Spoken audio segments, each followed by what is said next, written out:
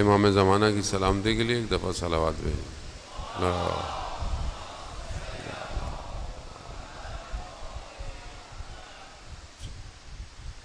لا حول ولا قوة إلا بالله العلي العظيم حسبنا الله ونعم الوكيل نعم المولى ونعم النصير أعوذ بالله من الشيطان الرجيم بسم الله الرحمن الرحيم الحمد لله الذي يؤمن الخائفين وينجي الصالحين ويضع المستكبرين ويهلك ملوكا ويستخلف آخرين والصلاة والسلام على رسول ثقلين محبوب رب المشرقين والمغربين جد الحسن والحسين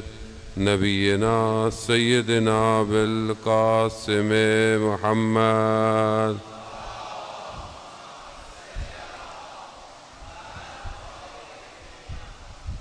وعلى آله الطيبين الطاهرين المعصومين لا سيما بقية الله في الأرضين روحي وأرواحنا لتراب مقدم الفداء ولعنة الله على أعدائهم أجمعين بسم الله الرحمن الرحيم رب اشرح لي صدري ويسر لي أمري واحلل عقدة من لساني يفقهوا قولي أما بعد فقد قال الله تبارك وتعالى في كتاب الحكيم والقرآن المجيد وما خلقت الجن والانس الا ليعبدون صلوات بھیجیں محمد والے۔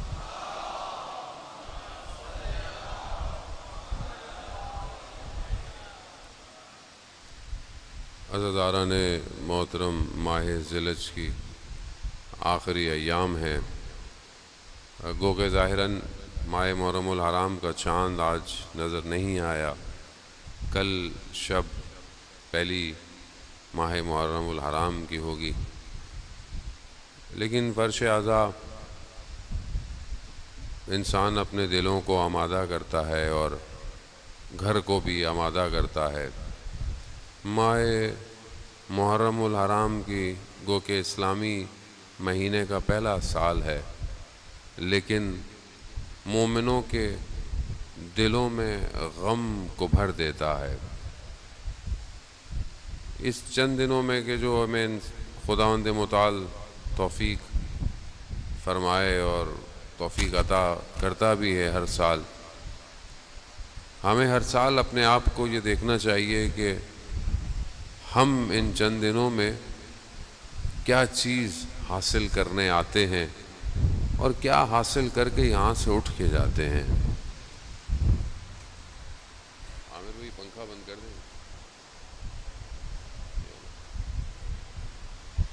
صلوات بھیج دیں محمد والے محمد۔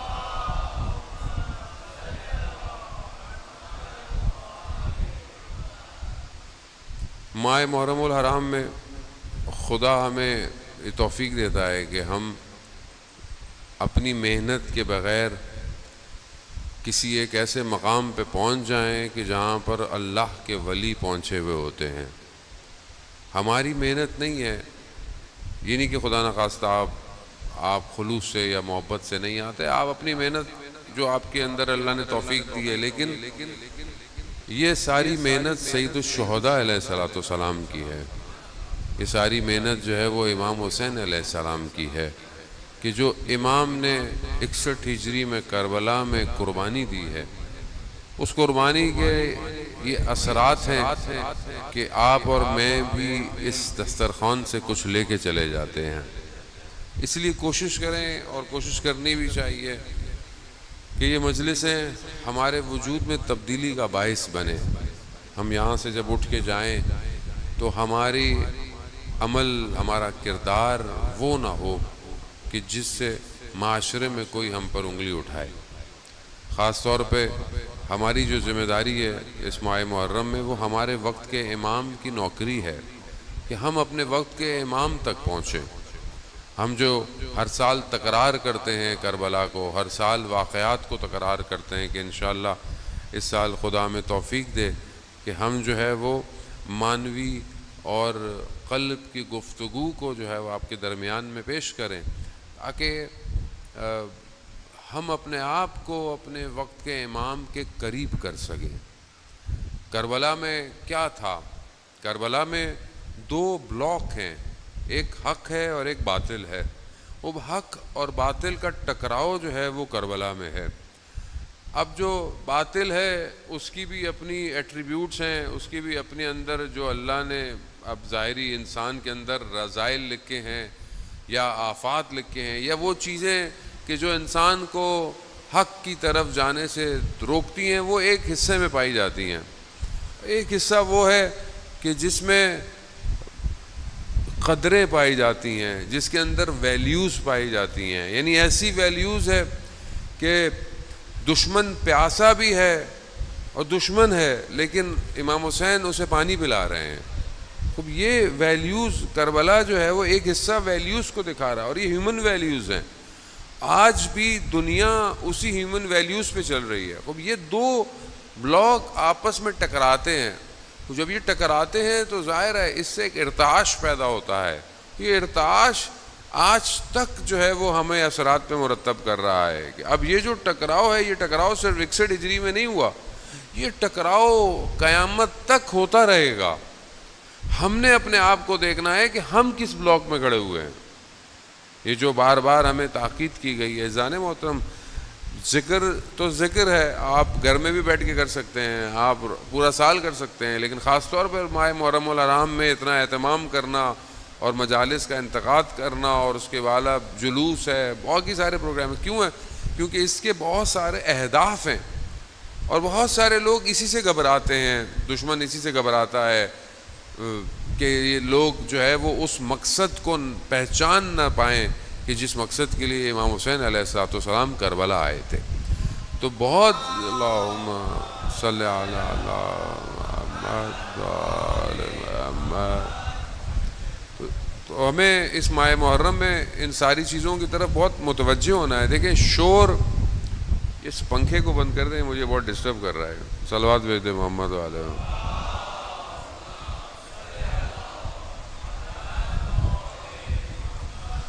دیکھیں شور دنیا میں بہت زیادہ ہے، اور کیونکہ آپ ماشاءاللہ جوان کی تعداد ہماری مجالس میں زیادہ ہوتی ہے، شور جو ہے وہ آپ کو اپنی طرف متوجہ کرانا چاہتا ہے. دنیا میں کتنے شور ہیں؟ ایک شور دنیا میں جو ہے وہ اکنامکس کا ہے، دنیا پرستی کا ہے، میٹلسٹک کا ہے، چاہے وہ کام ہو، چاہے وہ بزنس ہو، چاہے وہ برانڈنگ ہو، چاہے وہ شہرت ہو. خوب یہ شور ہیں، یہ شور ہمیں اپنی طرف متوجہ کراتے ہیں. خوب انسان بھی اسی شور کی طرف بھاگتا ہے.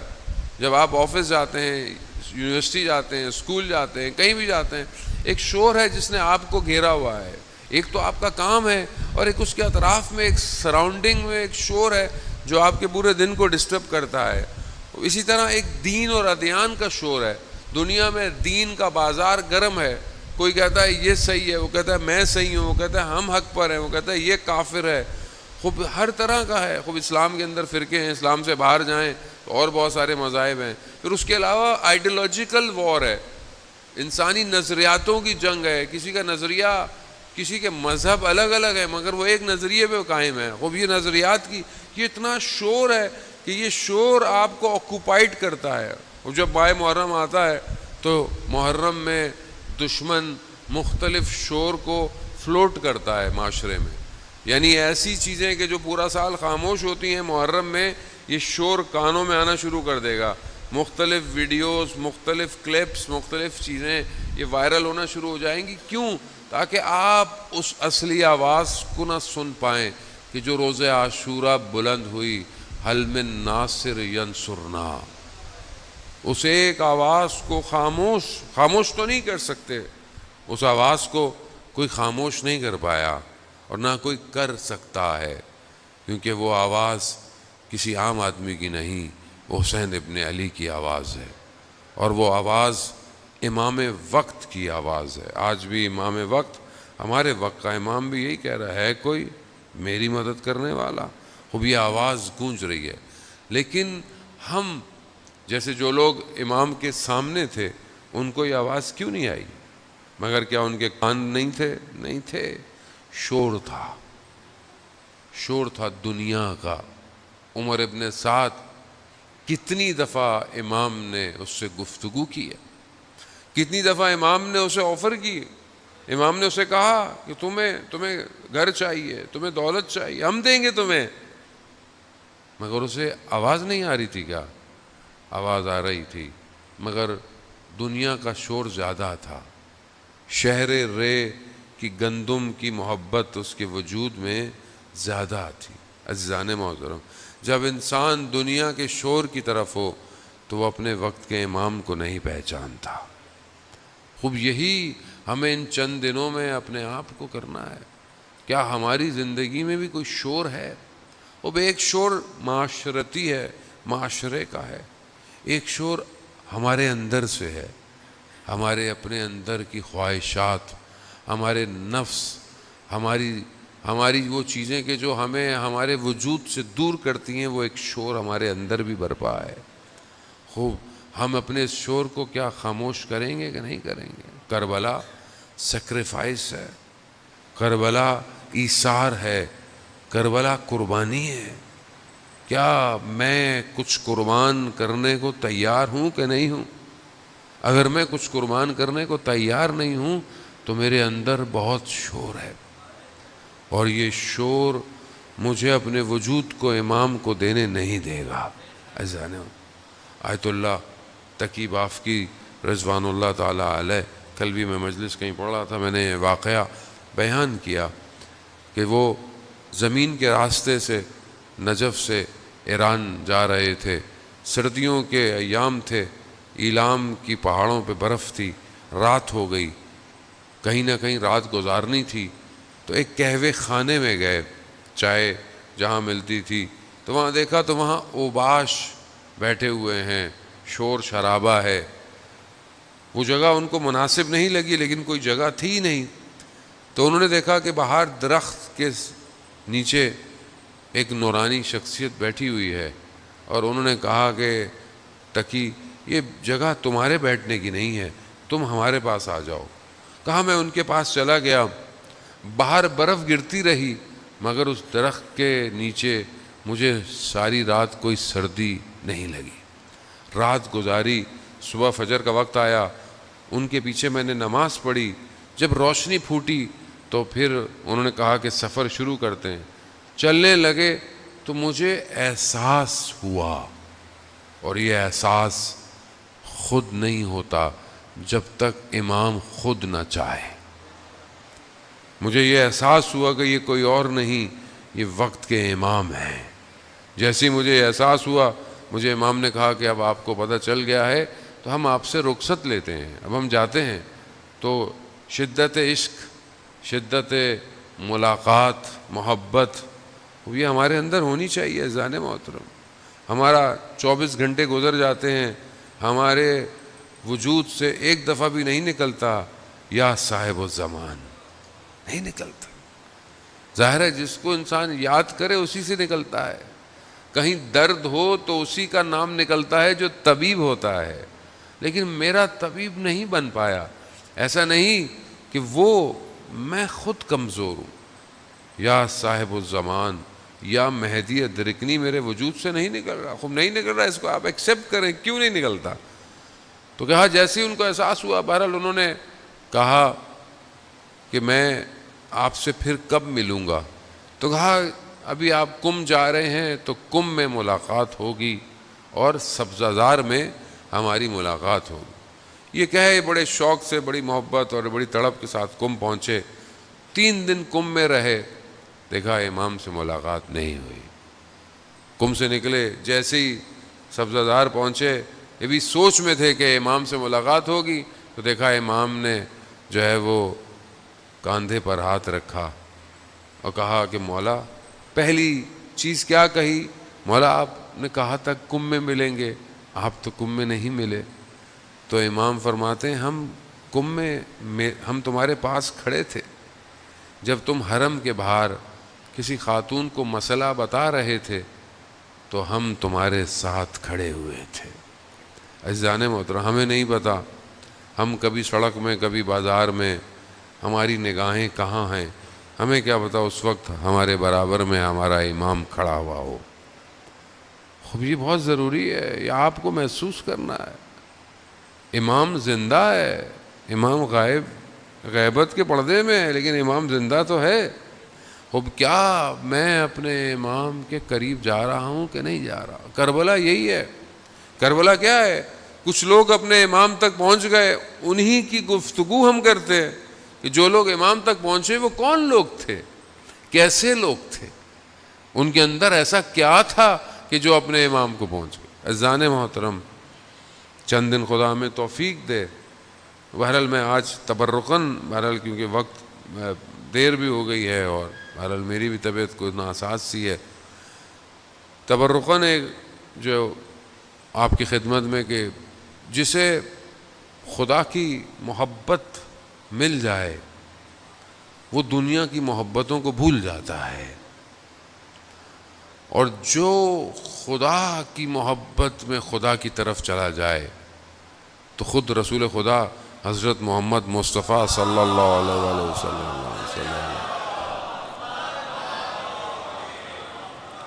خود رسول خدا فرماتے ہیں کہ جو خدا کی طرف آ جائے، خدا سے محبت کر لے، خدا اس کا ذکر ملائکہ اور باقی مکان اور ہر جگہ سے کر دیتا ہے۔ یعنی گویا کائنات کا ہر وجود اس کو پہچانتا ہے کہ یہ خدا سے محبت کرتا ہے۔ وہ ایک ایسا شخص کہ جو اتنا مشہور ہو خدا کی بارگاہ میں، خدا کی مخلوقات میں، کیا اس کی دعا آسمان سے واپس آئے گی؟ نہیں آئے گی۔ لیکن کیا ہم اپنے آپ کو اس محبت کی طرف بڑھا رہے ہیں کہ نہیں بڑھا رہے؟ کیونکہ یہ دنیا کبھی بھی خدا کی محبت کی طرف آپ کو جانے نہیں دے گی۔ دنیا کا کام ہی یہی ہے۔ اللہ نے 1,24,000 پیغمبروں کو کیوں بھیجا؟ لوگ مخلوق رب کی طرف جائے، اور جو پوری دنیا کا باقی سسٹم تھا اس کا کیا کام تھا کہ یہ مخلوق رب سے دور ہو جائے۔ اس کا کام یہی ہے۔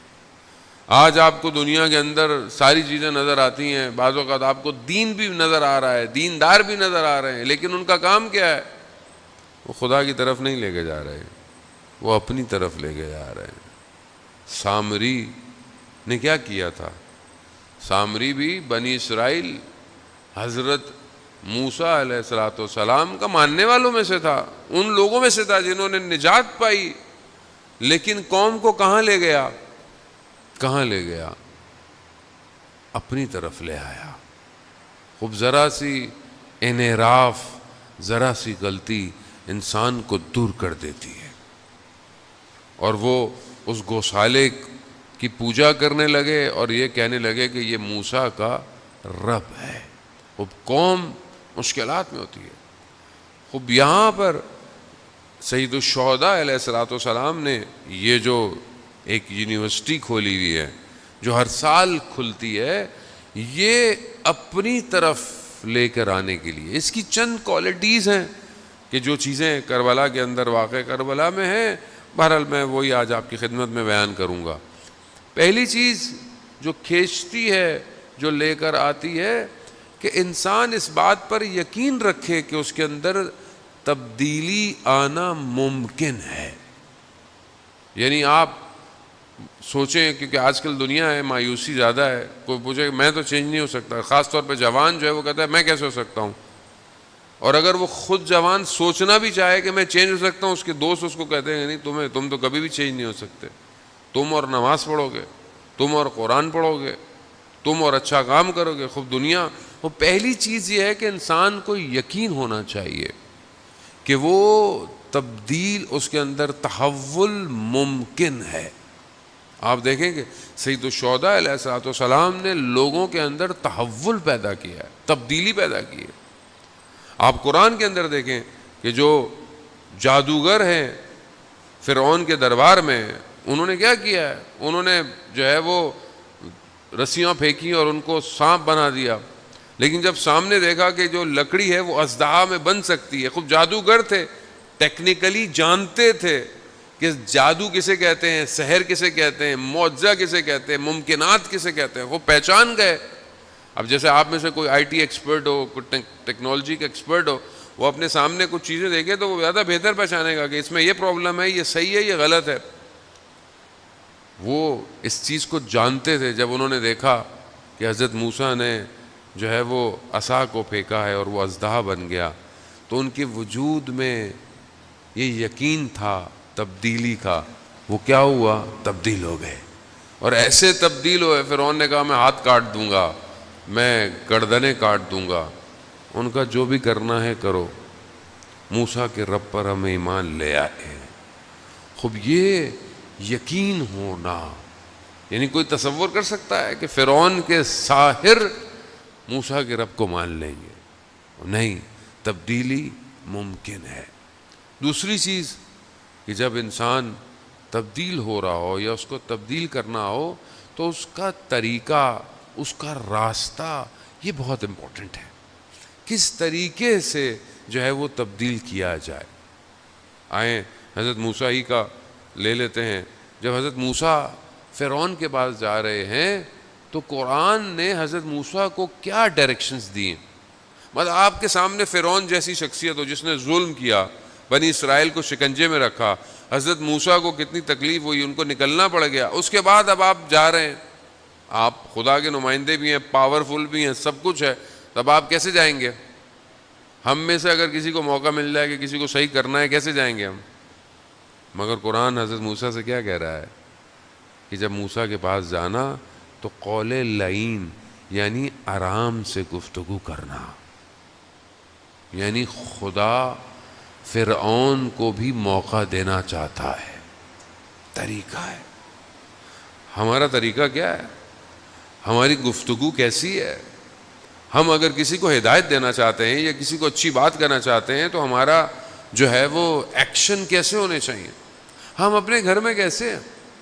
چار باتیں اگر مذہب کی ہمیں پتہ چل جائیں، اگلے والے بیچارے کا تو ہم کپڑے جو ہے نا بیچارے کی کھال بھی اگاڑ دیتے ہیں۔ تمہیں کیا پتا؟ تمہیں مذہب کا کیا پتا؟ تمہیں مذہب کیسے آتا؟ نہیں ہے۔ اگر آپ نے چار چیزیں پڑھ لی ہیں تو آپ کا اخلاق اس سے زیادہ بہتر ہونا چاہیے، مگر ہمارا اخلاق رسول سے خدا نخواستہ زیادہ بہتر ہے۔ رسول کا اخلاق کیسا تھا؟ کیسا اخلاق ہے رسول کا کہ لوگ پتھر بھی مارتے ہیں مگر رسول اللہ کے حبیب کسی کے لیے بد دعا نہیں کر رہے۔ وہ ایک شخص کہ جس کے لیے رسول خدا نے اپنے پیراہن کو ہٹایا کہ جو ہے وہ سواری کو لگاتے ہوئے اس کو لگ گئی تھی، کہا کہ تم بھی مجھے، اس نے ہٹایا، اس نے بوسہ دیا، یا رسول اللہ میں تو آپ کے کمر پہ بوسہ دینا چاہتا تھا۔ خوب اللہ کا حبیب، وہ جس کے صدقے میں اللہ نے کائنات بنائی، ان کا اخلاق کیسا ہے؟ ہمارا اخلاق کیسا ہونا چاہیے؟ ہمارا اخلاق گھر میں کیسا ہونا چاہیے؟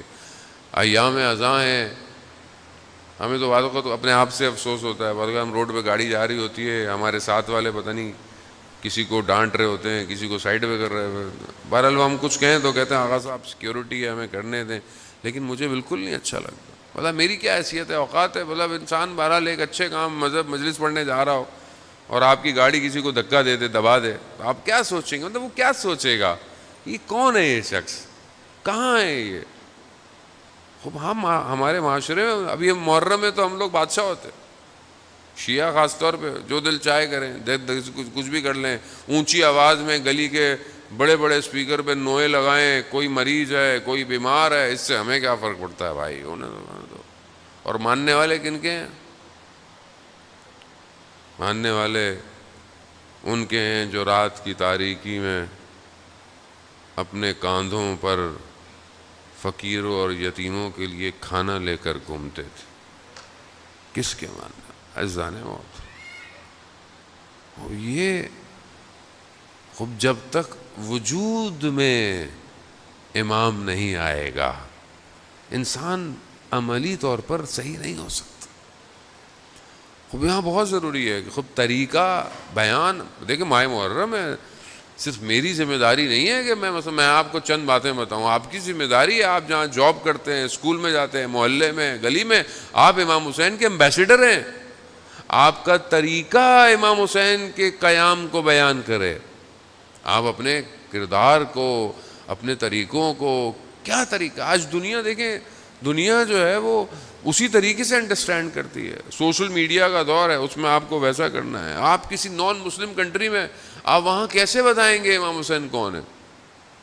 ایک خاتون نئی مسلمان ہوئی، انہیں نہیں پتا تھا. بہرحال وہ جب نئی مسلمان ہوئی کرسچن سے، تو انہوں نے دیکھا کہ یہ تو مسلمانوں میں بڑے فرقے ہیں. ایک کے پاس گیا تو وہ کہتا ہے دوسرا کافر ہے، اس کو کہتا ہے دوسرا کافر ہے. جہاں وہ جس سے ہوئی تو انہوں نے کہا بھائی کسی کو سننا نہیں ہے، اس کو نہیں سننا، اس کو نہیں سننا. بہرحال انٹرنیٹ کا دور ہے. یوٹیوب وہ دیکھ رہی تھی، انہوں نے دیکھا کہ ایک کوئی ہمارا کوئی اسکالر بیان کر رہا تھا، تو اس نے دیکھا کہ اتنی اچھی گفتگو رسول کی ازواج پر میں نے پہلے سنی نہیں. وہ جب دیکھی تو گفتگو کے آخر میں وہ خاتون کہتی ہے میں نے سنا کہ اس اسپیکر نے ایک نام لیا اور سب رونے لگ گئے. یہ کون ہے کہ جس کے نام لینے سے سب گریا کر رہے ہیں؟ ایک نام حسین. اس نے ریسرچ کی. عزیزان محترم خوب، ان الحسین مصباح الہدیٰ و سفینۃ النجات. بے شک امام حسین کیا ہے؟ ہدایت کا چراغ ہے، نجات کی کشتی ہے. خوب جو خود پہنچ جائے، امام حسین خود لے جائیں گے. امام حسین اتنے کریم ہیں عزیزان محترم. امام حسین خود دلوں کا شکار کرتے ہیں، خود دلوں کا شکار.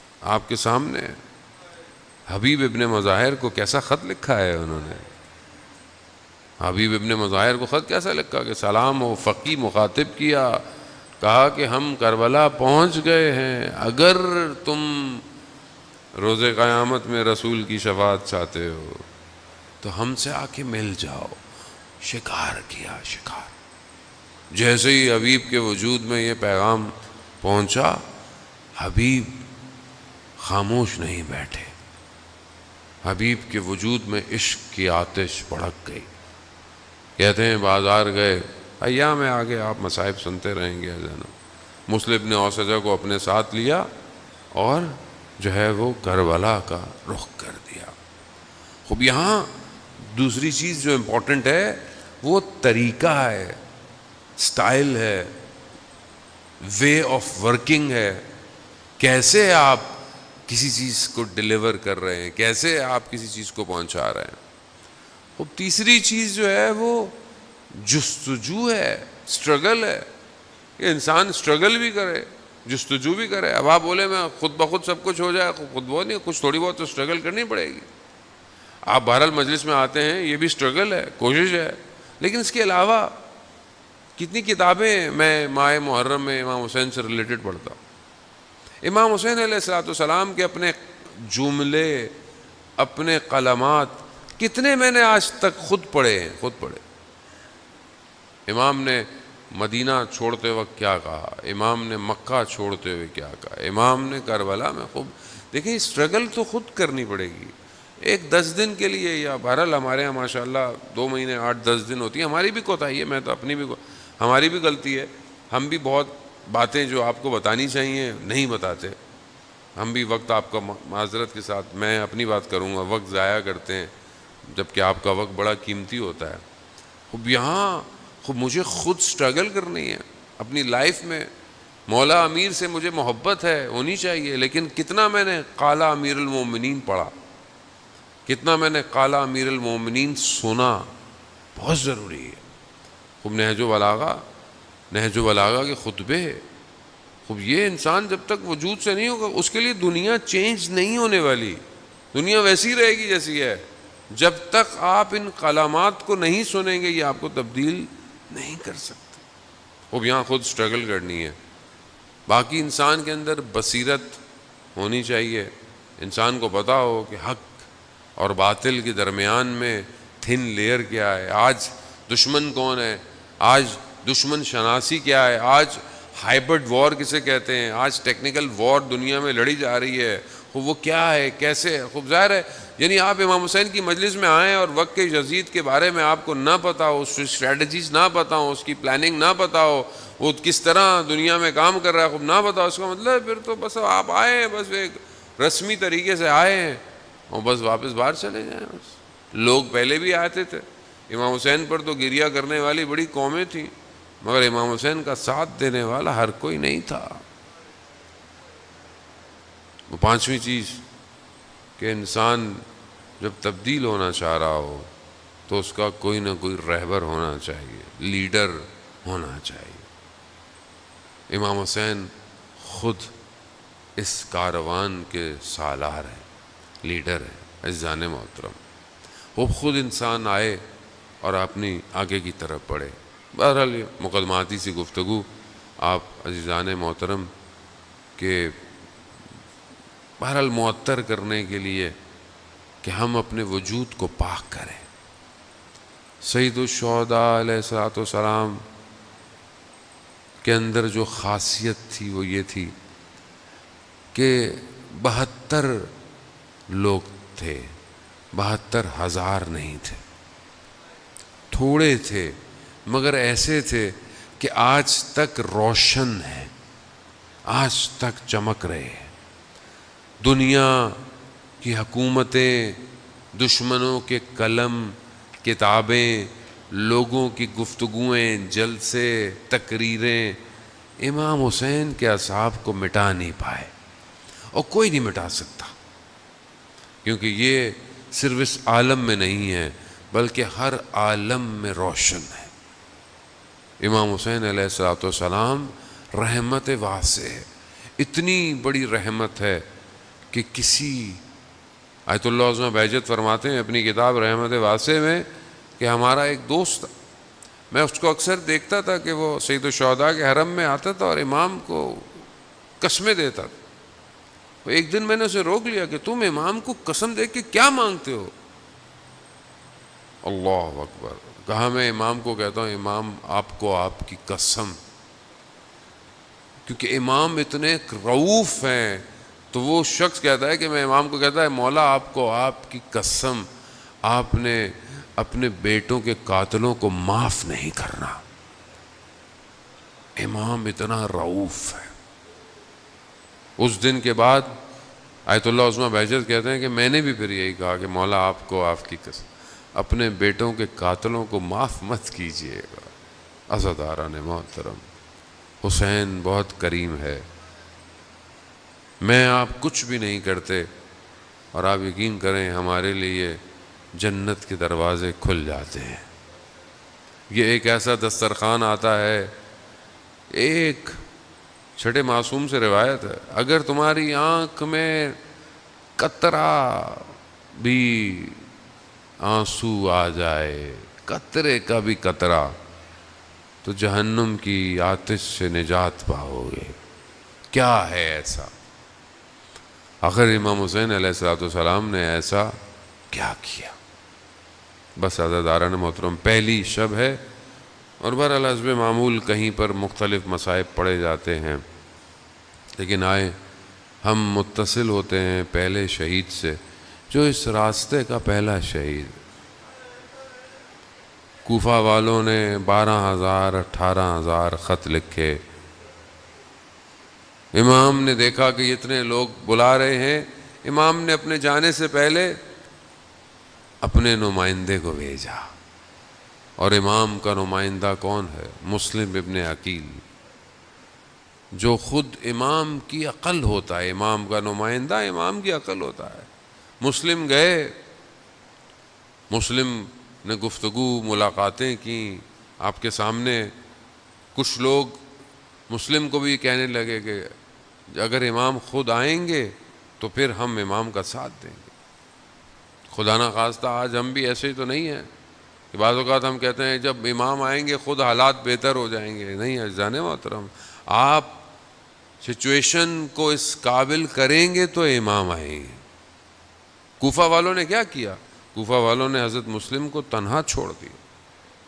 حضرت مسلم ہانی ابن عروہ کے گھر میں گئے، ان کے یہاں پناہ دی، لیکن بہرحال اس کو بھی کسی طریقے سے جو ہے وہ ابن زیاد لعین نے بلایا، اور ابن زیاد لعین نے جو ٹیکنیک کی، وقت نہیں ہے میرے پاس کہ میں بہرحال اس پہ گفتگو کروں کہ کس طریقے سے معاشرے میں، اس معاشرے میں کہ جہاں سے لوگوں نے امام کو خط لکھے تھے، جہاں پر دن کی نماز میں ہزاروں کی تعداد ہے مسلم کے پیچھے، مغرب کی نماز میں مسلم تنہا کھڑا ہوا ہے، وہ کیا کیا ہے ایسا؟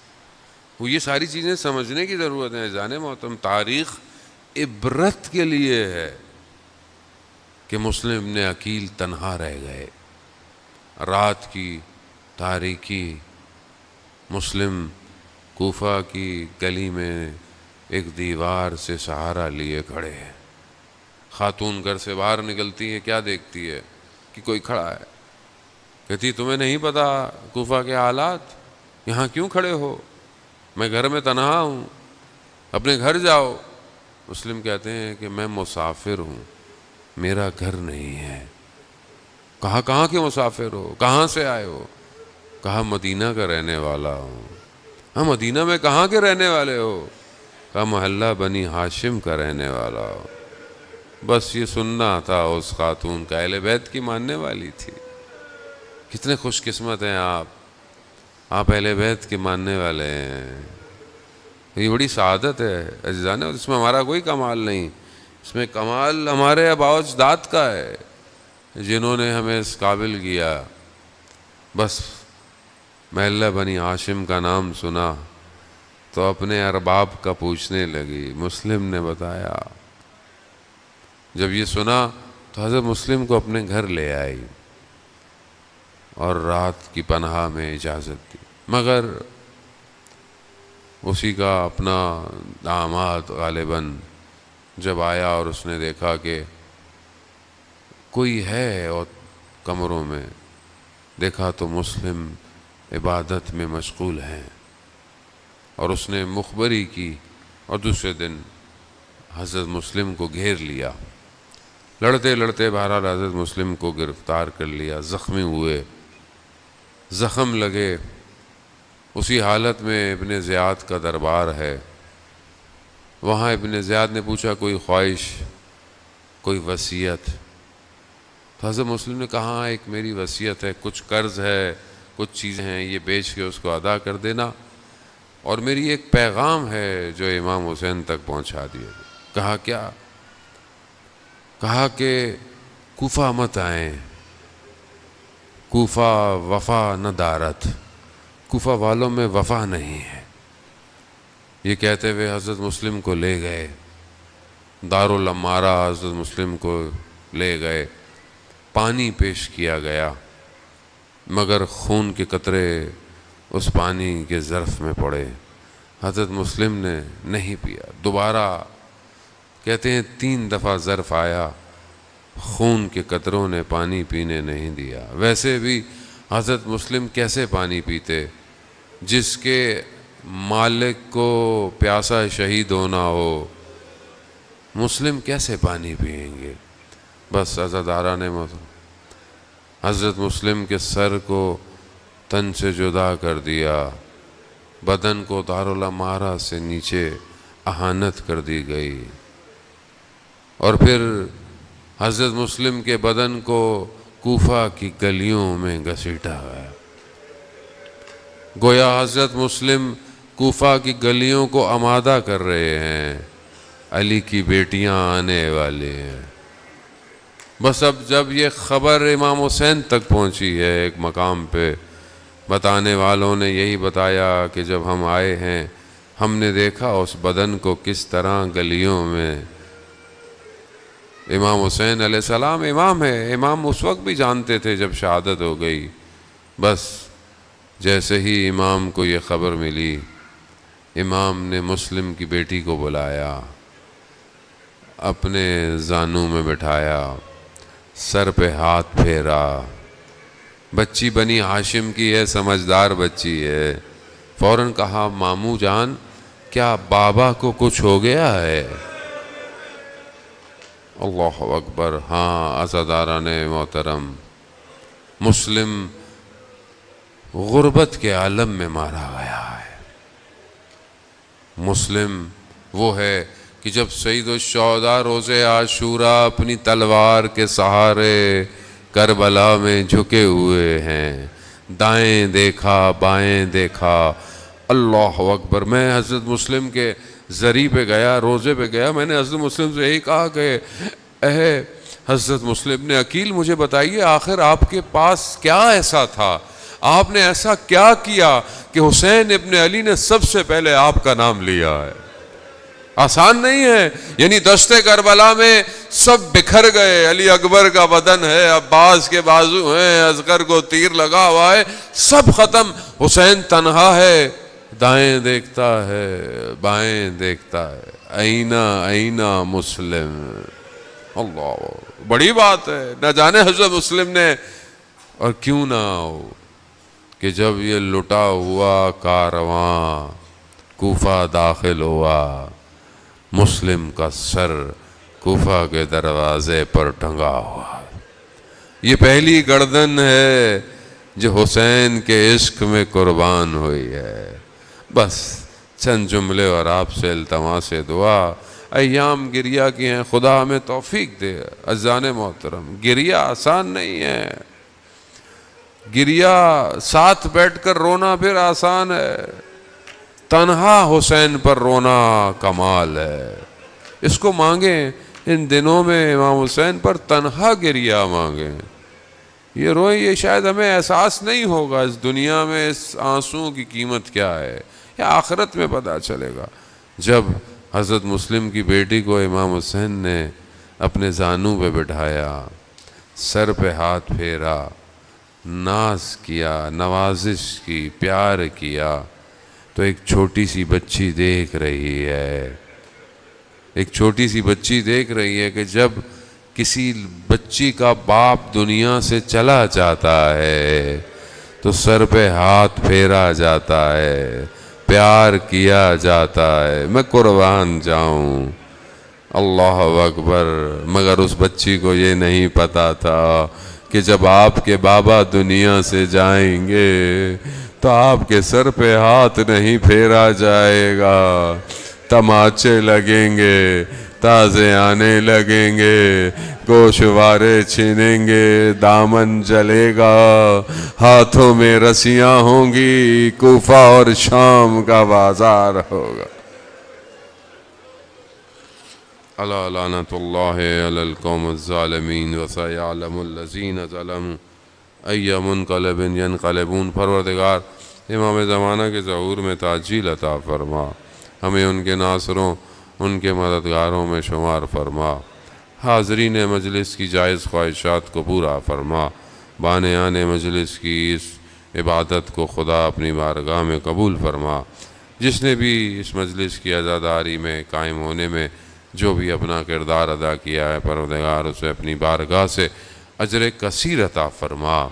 ہمارے وطن عزیز پاکستان کو عزت اور استحکام عطا فرما، اس کے دشمنوں کو نیست اور نابود فرما۔